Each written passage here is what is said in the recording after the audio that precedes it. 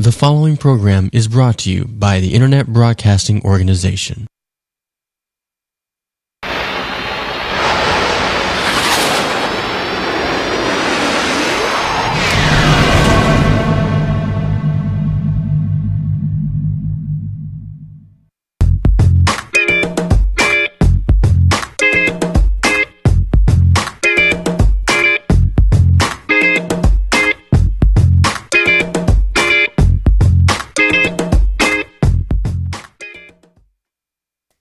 Happy Friday, or Thursday actually, everybody. I'm trying to rush the work week already, aren't we all?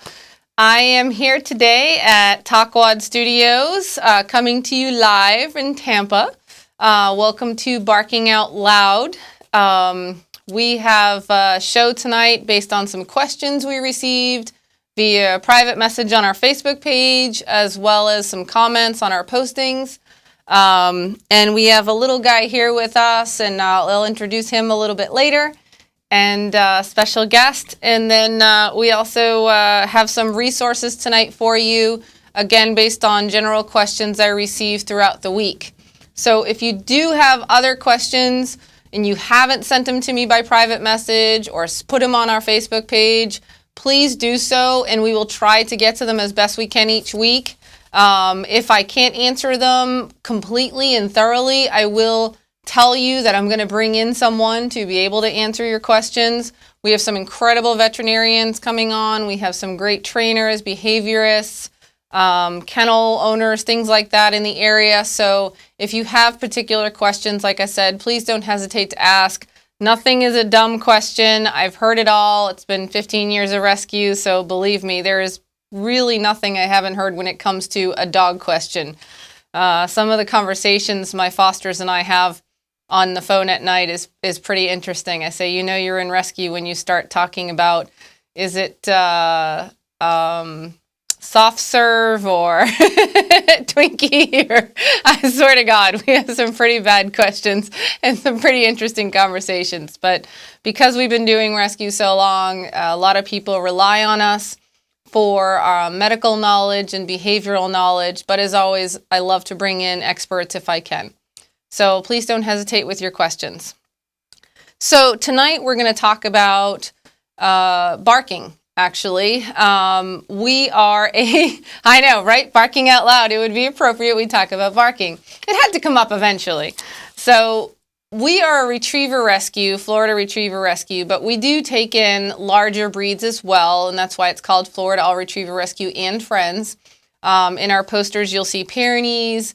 You'll see a lot of larger sized dogs that we take in from time to time. We have hounds. We have all sorts of stuff that are in the larger breed, although this week, God help me, we have a Chihuahua. I know, my producer's looking at me like I'm crazy. We do. We have a Chihuahua, and we also have a Bichon Poodle mix. He was found abandoned, so we've got a couple small dogs in this week, but in general, we have the larger guys. And just as the big guys, some of the little guys like to bark a lot as well, sometimes more so. I always define the dog that I would have has to say woof, not like yip, yip, yip, yip, yip, like the little guys. So that's kind of how I define my, my dog would be. I would not have a little yippy dog. However, sometimes barking becomes a major issue. There are breeds that are specific to it. Shelties, for instance, are very well known for being barkers like crazy. You have beagles and some of the other hounds that are known to bark and bay at all times, which becomes somewhere between a bark and a howl. And then, of course, you have the huskies and such that actually do howl and a lot of times talk. It's kind of funny. If you look at any of the YouTube videos and things like that, it's always the huskies that are talking. And it's that ability to make all those different sounds with their vocal cords, that the howling and all those, the different tones, that they can imitate some of the stuff, or at least it sounds like it is, imitate like we're talking. So, but anyway, so barking becomes a major issue for people, especially if you live in an apartment. That's a huge concern. None of your neighbors want to hear your dogs barking. If you live in an HOA type community, that's also a concern, because if your dogs are outside at any point in time, your neighbors aren't going to appreciate that either. I personally cannot take my dogs to the park too early in the morning. I back up to a park. Our community surrounds one. My guys love to go running out there. But I have a 110-pound lab who sounds like a dolphin when he's excited. So Scooby is my big yellow lab. He's on one of these posters somewhere. But Scooby is no joke 110 pounds. He is a purebred lab. If I let him out, just bear with me here, he no joke does like, it's crazy when you hear it. He barks, he jumps at the other dogs, he talks, he cries. It's insane. He has to share with the entire world how incredibly happy he is to be out there. It's crazy. So obviously, I try not to take him out before, say, 9 o'clock in the morning so that my neighbors appreciate me a little bit more. Now, when I get up in the morning, sometimes usually around 6 o'clock, I do open the door and let the dogs out to the back. So I have a 6-foot stockade fence. I make sure that there's no way for them to get out. I open my door to the back, my lanai door, and my dogs are outside to go to the bathroom and get some water and just enjoy the fresh air for a little bit. I'll give them their food. They'll go out and again back and, hopefully to go to the bathroom before I leave for work or before we start the day on the weekends. So if someone walks by my fence because I back up to a park, my dogs start barking. Obviously, that can be a problem. I don't want them to keep barking. There's nothing more annoying than you taking a walk with your dog, with your child, leisurely enjoying the outside, and a dog on a fence is barking like crazy because you're walking past their yard. Now, it's their natural inclination. It's not like they're doing something wrong necessarily. It's just annoying. They're alerting you that there's a stranger near their vicinity, nearing their yard. So again, that is what they're bred to do. That is what comes natural to them. But it is annoying to people. It's annoying to your neighbors if it's your dog. It's annoying if you're walking by and your dog is, going crazy because the other one's barking on the other side of the fence. So there are some deterrents you can use. Some are a little more recognized. Some are a little more humane than others. Obviously, training comes into play. But if you are walking with your dog and say, for instance, which was the person who wrote in today, was one of our past adopters. If she's walking with her dog and she sees another or she sees a person, the dog starts barking. Now, the other person is going to automatically think that that dog might be aggressive or could be dangerous. And the other person's dog is also going to take that body language and take that noise and react to it in general.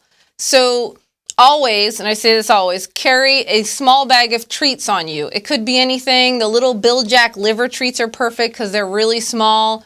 You could go for something, and this is my personal favorite, is a Captain Crunch peanut butter cereal. They're the little tiny balls, and they're peanut butter. The dogs love them, and of course, it's super cheap. It's, $2-3 for a huge box of them. So I use those. I keep them in a little plastic bag, carrying with me either in my pocket or whatever it may be, so that I have treats if I know I'm going to run into a situation where I need to positively reinforce my dog towards a behavior or something that they did correctly. So if you're working with training and you're walking down the street, your dog's on a leash, sees another dog, starts barking, you automatically give them a command and pull on the leash a little bit. Now, it's up to you what you decide what that command is, but always be consistent. So if it's no bark or no speak or whatever it may be, keep it very simple. Put in no in there if you can, because they understand that word, obviously. They hear it enough. Keep it consistent. Do not keep repeating it like, no bark, no bark, no bark, no bark. They totally don't get that. That just sounds like a bunch of words to them. They don't understand that. It's a very strict no bark. You wait a few minutes, a few seconds, they continue, no bark. You correct them. Usually I'll give a little tug on the leash, or if you happen to have another piece of training equipment on you, I really love this product. It's very cheap. It's called Pet Zoom. It's a sonic pet trainer. It's of course humane. You do not hear it. It's not annoying to you, but they definitely hear it. And it's funny, when I first got one of these, I ordered it on Amazon. It was $14.99. I'm thinking, okay, for $15, if it doesn't work, it doesn't work. Well, I tried it. When I got it, I said, all right, I'll put the batteries in it and let me see what happens. I've got my group, and Fester is one of my fosters. He's one of my behavioral cases. So I said, okay, let me try and see if it works. I hit that button, that dog's head shot up. It definitely works. They definitely hear it. Now, not every dog reacts to the same situation. In some of them, if it's an extreme situation, they may not. But it's definitely worth a try for you. If you have a dog that isn't going to listen to just your verbal command or just a tug on the leash or Caesar's famous, which I don't get it, but it truly works. It really does. With humans, by the way, as well. It'll stop you in your tracks. Use the Pet Zoom. Keep it on you when you're walking. It's small, it's compact, it just takes one battery, it lasts a long time. You just hit it when you give the command. So if you say, no bark, you hit it at the same time. They don't like that. They'll definitely get their attention. And part of that is when you think of like training a kid, it's the same situation. You're basically getting their attention away from the negative behavior that you don't want them to do. So this is a really good tool. If you can get it, it's very simple. It's very cheap. So if you have a dog who is a barker in the yard, so as I mentioned, we have some of our big guys, Great Pyrenees. Someone had mentioned, my Great Pyrenees just barks for no reason. Well, that's because he's a Great Pyrenees. They are bred to guard, and they take their job very seriously. You may not be sheep, but you are his family, and he takes it very seriously that you do not have an intruder around, and that could be a human, it could be a squirrel, or God forbid, it could be a leaf. I mean, it is no joke, a very serious thing, and anybody who has a Great Pyrenees truly understands this, especially if they're out at nighttime. So what we try and do is, there's this PetSonic, the same thing. It's called Pet Safe Outdoor Ultrasonic Bark Deterrent. It's $40. Again, I got it off of Amazon. I got it for one of our board members who has a Great Pyrenees that she adopted from us. And she had that problem. She, like I do, get up in the morning. First thing we do is let the dogs out. So her dog is enjoying the morning and checking everything out, and she starts barking like crazy. Or when she gets home at night and she works really late. So she gets home at night, she lets the dog out, same situation, the dog just starts barking at random shadows. So I got her this ultrasonic bark deterrent, and batteries don't last long, I'll give you that. They definitely go because it's constantly on.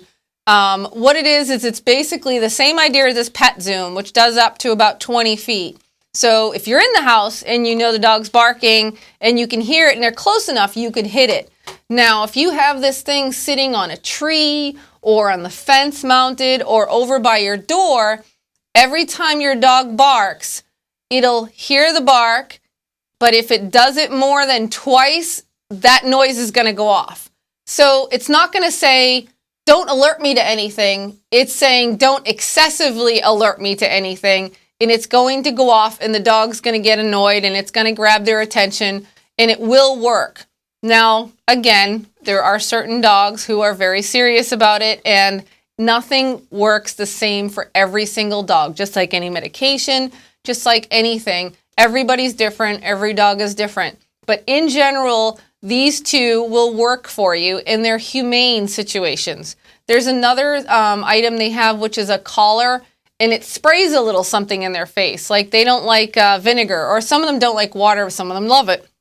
So basically it's like a deterrent. Same situation, it gets their attention. They don't like water, they associate it with something negative. If they bark excessively, then it will spray them. Doesn't always work again. Some dogs like to get wet, no big deal, especially our labs. And then you have some things that are a little bit more hardcore, which of course are the shock collars. I don't recommend a shock collar for you unless you have a serious behavioral problem. Shock collars do come with varying levels.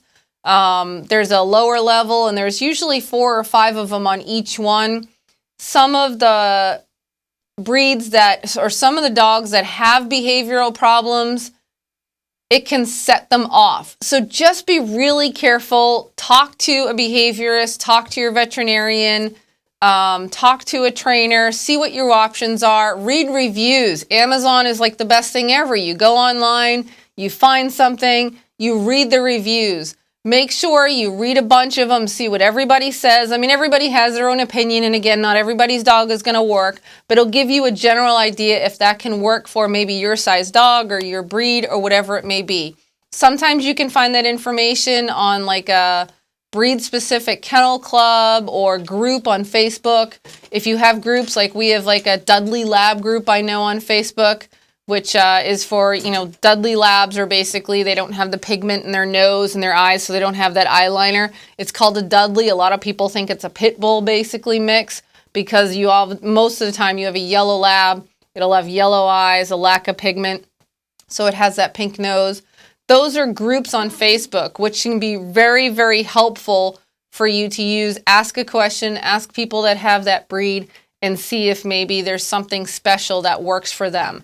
But those are my recommendations for it. Again, positive reinforcement all the time. If you are walking down the street and you have a dog that normally reacts, it doesn't react because you have given that command or it's learned the last couple of times. Positive reinforcement. You make sure you give them a treat. Another dog walks by or another person walks by and your dog does not react, which is what you want it to do. You give that dog a treat, you give it a wonderful, good boy, good girl, they really want that positive reinforcement from you. And eventually you don't have to give the treats, you just give them a word of praise and they're good to go. So that's all on our barking today. What I would also like to talk about, because I keep getting questions, we have some really great vets in the area and some vets that I would not recommend. What I'm going to give you tonight is vets that I do recommend in this area. So if you're in the Tampa Bay area, here's a list of vets that you can utilize by area. Brock Animal Hospital. Brock Animal Hospital is in Pinellas Park. Dr. Brock and Dr. Thomas have been there forever. I think it's been there for about 30 years. I've been down here in Tampa, I think 12 years now, 13 years maybe. They are my vet. So I hike from Carrollwood all the way over to Brock Animal Hospital because that's who I started using as a vet based on a recommendation from another rescue friend. And I absolutely love them. Dr. Thomas has seen me through cancer with my golden, a stroke with my lab, all sorts of stuff where they're very honest, they're very down to earth. They're not an alarmist vet. They're not going to say, oh, you got to do all this and it's going to cost you $300 and this and that. They're going to say to you, or at least they say to me, this is what needs to be done. This is what you could do. This is what you really have to do. So they understand that not everybody has thousands of dollars at any given time to spend on things for their dogs. So find a vet that you can trust. If you're in the Pinellas County area, anywhere south, Pinellas Park, Largo, all of that area, I highly recommend Brock Animal Hospital. They're on 66th Street, right just below Bryan Dairy. Animal Healthcare Clinic is in Clearwater, Dr. Supo. They're right on Drew Street, Drew and Belcher. They are a low-cost vet clinic. So if you need simple stuff, shots and low-cost spay-neuter, rabies, heartworm tests, things like that, that's a constant for them. They deal in very high volume. A lot of the rescue groups use them because of that. They're an excellent rescue vet for us. They have 5 vets on staff. They're open Monday through Saturday, as is Brock. Nobody's really open on Sunday, unfortunately, besides the ER vet, and I'll give you one of those as well. But they're there, and they're really great if you need something quick. They do dental stuff cheap. They're a bit more of an economical vet for folks, and they're good. Day and evening clinic, they're up in Palm Harbor. So if you're like Palm Harbor North, Holiday, that area, day and evening clinic, they are what their name is. They open up 8 in the morning. I think they're open till 8 or 9 o'clock at night. They are open on weekend as well. Not Sunday, but Saturday. Again, a low-cost spay-neuter clinic. They have Dr. Abney over there. He's really great. He's very understanding. He's non-judgmental. He really, will sit and talk to you. Up in Palm Harbor as well, if you need an ER vet, and I don't care if you're up in Pasco or down in Pinellas or over in Tampa, drive to Palm Harbor. I'm not kidding. I've made the mistake of going to the closest one to me, and I won't do that again. Drive to Palm Harbor, go to Animal ER Vet. It's on 19, very convenient. I think right at about Klosterman Road, or between Alderman and Klosterman. Dr. Stanton there, she's this tiny little thing, but she is great. And again, they truly understand it. They're not going to go crazy. Oh my God, as soon as you walk in the door, it's $300. They're a really great ER vet. Like I said, I took one this weekend, and you'll meet him shortly, to the closest one to me, because I was afraid I wouldn't have enough time to get to Palm Harbor. And the care is just not the same, unfortunately, and neither was the pricing. So if you're in the Tampa area, on my side, Country Chase Vet is in West Chase. It's right on Line Bob before you get to Racetrack. They're great vets. They have, I believe, 4 vets on staff. Dr. Boston, who was retired and has come back now. She's been working on our rescue stuff. They have a specialist that comes in a lot. She's done orthopedic stuff for us. She's done major surgeries. When we had some of those big emergencies in March, they were incredibly wonderful. Dr. Witten, he truly understands the behavioral side, and he'll be a guest on our show shortly. They're a really great vet, great facility, super friendly staff, really nice place. A little bit fancier than some of the others there because, of course, it's in West Chase. So really, really great vet. East West Animal Hospital, for those of you who watch our show regularly, you met Dr. Register a couple weeks ago. She is amazing, Eastern and Western medicine. She's awesome. She's up at East West. They are on 41 at the 41 and Dale Mabry meet right under Pasco County, which may be actually on the line, but really, really great vet up there. I also would like to throw out to people, because they ask me a lot of, my dog just needs a rabies, or my dog just needs a shot, or I need a heartworm test. It can cost a lot of money to go into a vet's office and do that. Nothing against our vets, but there is a traveling vet service. If you want to Google traveling vet and put in your city, there are traveling vets. They come to Walgreens, they come to Petco's, pet supermarkets, all those different places, Napa Auto Parts, whatever it may be. They come to all sorts of places all throughout the week. You go in, you don't pay a vet fee, you just get the service you need. So your $20 rabies, you're done, you're out of there, your heartworm test, your shot, whatever it may be. Highly recommend that if you just need simple stuff. There's also a mobile vet called Lap of Love. It's lapoflove.com. If you are in a bad situation where your dog is at the end of its life or something has happened and it is time for the dog to unfortunately be put down, you don't want to bring it to a sterile environment, you want it done at home. It's a really sad situation, but if you want to have it done, lapoflove.com, those vets actually come to you. That's the one in Tampa. Again, search for one in your area.